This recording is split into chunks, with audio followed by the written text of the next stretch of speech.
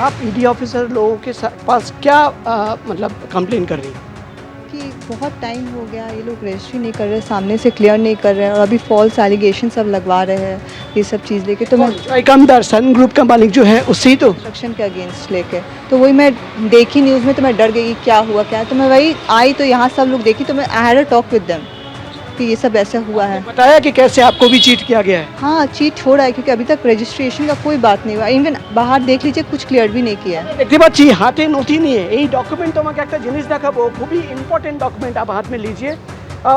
এখানে পরিষ্কারভাবে যে অভিযোগ প্রবীর মুখোপাধ্যায় এনেছেন যে তাকে কিন্তু 3টে ফ্ল্যাট দেওয়ার কথা ছিল, একই কথা কিন্তু লিখিতভাবে এখানে যখন ফ্ল্যাট বিক্রি করা হচ্ছে লেখা হচ্ছে টোটাল নাম্বার অফ ফ্ল্যাট 7খানা, নাম্বার অফ ফ্ল্যাট অ্যাভেলেবল 4খানা, অর্থাৎ 3টে ফ্ল্যাট প্রবীর মুখোপাধ্যায়কে দেওয়ার কথা ছিল, তাই তো?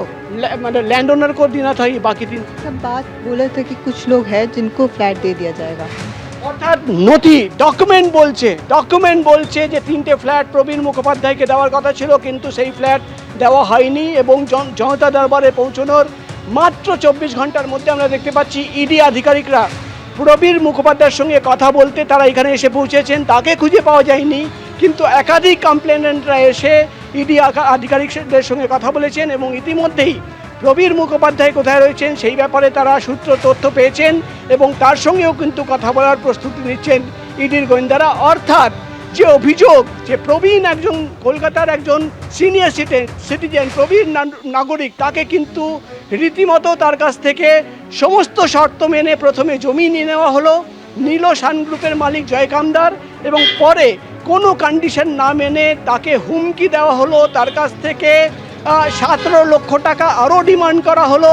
এবং যে অভিযোগ তোমার মনে থাকবে ইডির তরফে আগেই কোর্টে আনা হয়েছে যে সিনিয়র সিটিজেনদের টার্গেট করা হতো, অভিযোগ আনা হয়েছিল যে সমস্ত কন্ডিশন মেনে এগ্রিমেন্ট তৈরি হতো, কিন্তু পরে চাপ সৃষ্টি করা হতো, ফলস কেস করা হতো। একই অভিযোগ কিন্তু গতকাল জনতা দরবারে গিয়ে প্রবীর মুখোপাধ্যায় করেছেন এবং এই কথা শুনে এই তথ্য পেয়ে ইডি আধিকারিকরা ইতিমধ্যেই জনতা দরবারের মাত্র 24 ঘন্টার মধ্যে প্রবীর মুখোপাধ্যায়ের সঙ্গে কথা বলতে এবং অন্য যারা ভিকটিম যারা প্রতারিত হয়েছে তাদের সঙ্গে কথা বলতে তারা পৌঁছে গেছেন। ভবানীপুরের বাসিন্দা প্রবীর মুখোপাধ্যায় গতকালই তিনি মুখ্যমন্ত্রীর জনতার দরবার কর্মসূচিতে মুখ্যমন্ত্রীর দ্বারস্থ হয়েছিলেন। তিনি বলেছিলেন প্রথমে ভালো ব্যবহার করে তার পৈতৃক জমি দখল করে নেওয়া, কিন্তু তারপর নিজের অধিকার বুঝে নিতে গেলে তাকে রিভলভার পর্যন্ত দেখানো হয়েছিল। কি অভিযোগ করেছিলেন শোনাবো।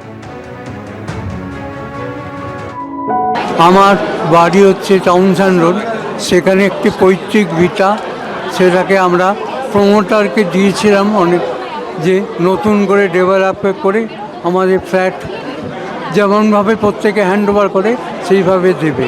সে প্রমোটার যে একজন বিখ্যাত মানে শয়তান সেটা বুঝতে পারিনি, তার নাম হচ্ছে জয়কামদার। ওই জয়কামদারের সঙ্গে ছিল আরও পুলিশ অফিসাররা, তার মধ্যে শান্তনু সিনহা বিশ্বাস ছিল এবং সোনা পাপ্পুরা ভবানীপুরে। কিন্তু কার্যক্ষেত্রে বিল্ডিং তৈরি হয়ে যাওয়ার পর আমাদের প্রত্যেককেই প্রতারিত করেছে, আমাদের ফ্ল্যাট দেয়নি না, উল্টে 17 লাখ টাকা ডিমান্ড করছে এবং আমাকে ভয় দেখানো অবধি হয়েছে, আমাকে তার বন্দুক অবধি রিভলভার অবধি শো করিয়েছে। আমি আমার মাথার ছাদটা চাইছি। এবিপি আনন্দ এগিয়ে থাকে, এগিয়ে রাখি।